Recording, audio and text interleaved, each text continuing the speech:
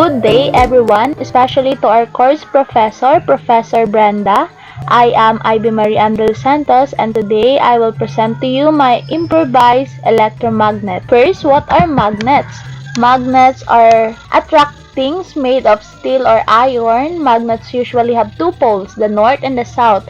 Having two magnets, the north pole of one magnet attract the south pole of the other magnet. In other words, opposite poles attract. What are electromagnets? Magnets have permanent magnetic energy, while electromagnets only have temporary magnetic energy. Electromagnets only become magnetic if electric current is present. So this is the process. The basic parts of an electromagnet circuit contains the battery, the wire or the coil, the metal rod. So this is the materials I use in my improvised electromagnet. I use coil, battery, electric tape, iron nail, and thumbtacks. I use thumbtacks to test if my electromagnet is functioning. So this is the procedures. First, wrap the copper wire around the iron nail. The amount of turns you have will determine how strong your electromagnet will be. Second, tape the battery to the nail. Third is adjust the two ends to the battery and tape it to the battery. Make sure that the copper wire is touching the battery and securely taped. So this is the procedure I used.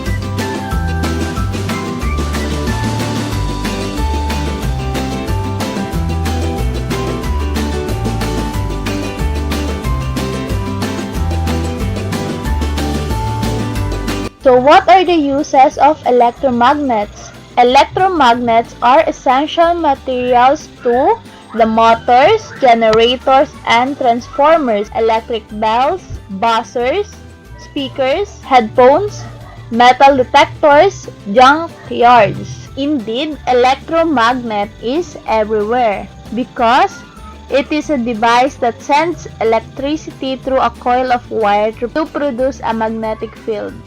Electromagnets are used in millions of devices around the world, from hard disk drives and MRI machines to motors and generators.